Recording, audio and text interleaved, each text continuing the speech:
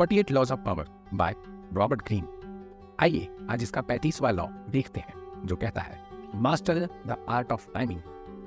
समय को सही तरीके से यूटिलाइज करने का, उपयोग करने का तरीका सीख लीजिए, मास्टरी कर लीजिए उस पर। इससे पहले के 34 लॉज ऑलरेडी डिस्कस किए जा चुके हैं और आपको उनके वीडियोस ऊपर प्लेलिस्ट में मिल जाएंगे, कृपया उन्हें भी जरूर देखें।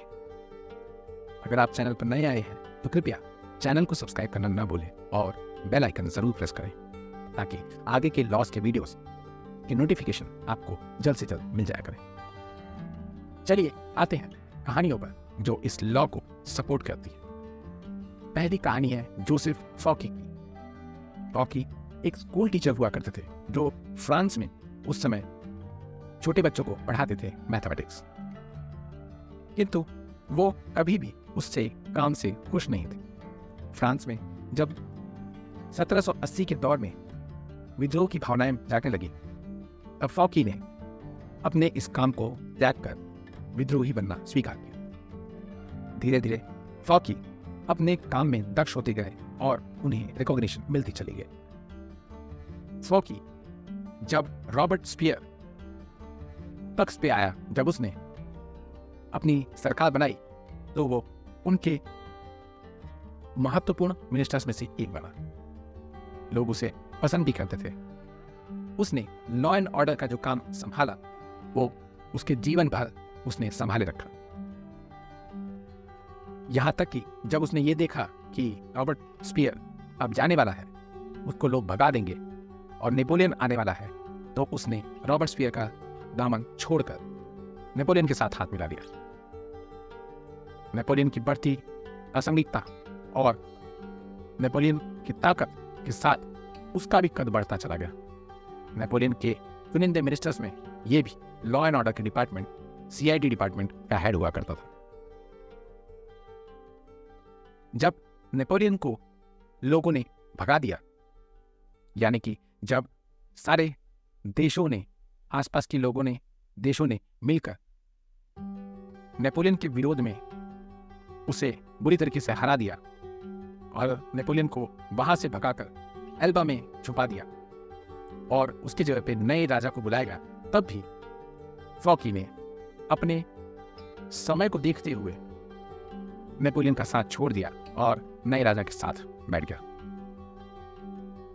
जब नेपोलियन एल्बा से निकल गया, तब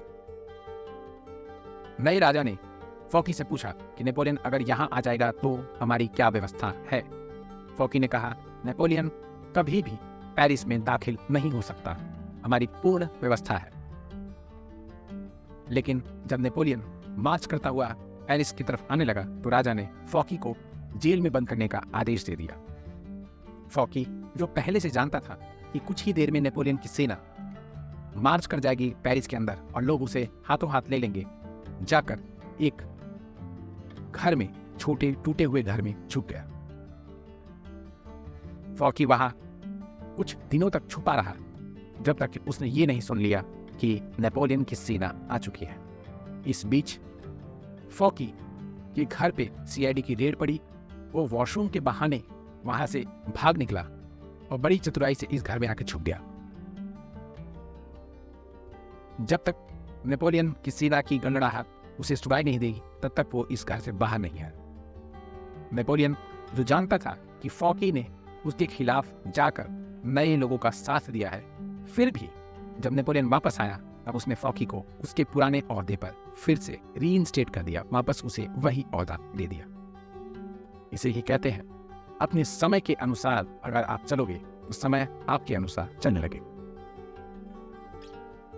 दूसरी कहानी जोसेफ डुएन की है, जो कि एक फेमस अमेरिकन आर्ट डीलर हुआ करते थे। उन्होंने इतनी पेंटिंग्स बेची है कि उस समय के बड़े से बड़े लोग जैसे रॉकफेलर भी उनके क्लाइंट हुआ करते। डुएन जानते थे किस तरीके से लोगों को अच्छे से अच्छी पेंटिंग्स बेची जा सकती।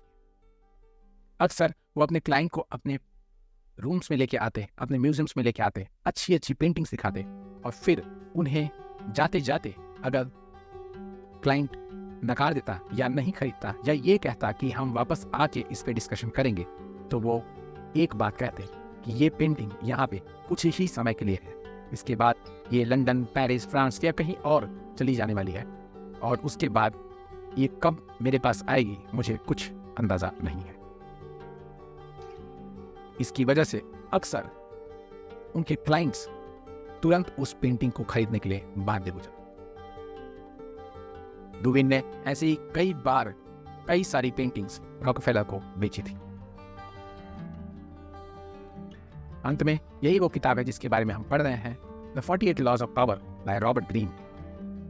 आपको इस किताब का लिंक डिस्क्रिप्शन बॉक्स में मिल जाएगा। कृपया इसे बाय करें, इसे पढ़ें और अपने जीवन का हिस्सा बनाएं। यह आपके जीवन को निखार के रख देगी। चलिए, आप लोग से मुलाकात होगी मेरे नए वीडियो में, जो अगले गुरुवार को, थर्सडे को पब्लिश होगी। कृपया उसे इतना ही प्यार जरूर दें। चलिए, तब तक के लिए गुड बाय। अंत में आपसे यही कहना चाहूंगा कि इस वीडियो को लाइक और अपने दोस्तों और रिश्तेदारों में शेयर कीजिए। इस चैनल को सब्सक्राइब कीजिए और नोटिफिकेशन बेल को जरूर प्रेस कीजिएगा। अंत में, अगर आपके जीवन में इस वीडियो से जुड़ा हुआ कोई भी वाकया हुआ है तो प्लीज कमेंट बॉक्स में हमसे शेयर कीजिए। मैं सब कमेंट्स पढ़ता हूँ। चलिए, मिलते हैं अगली वीडियो में। बाय।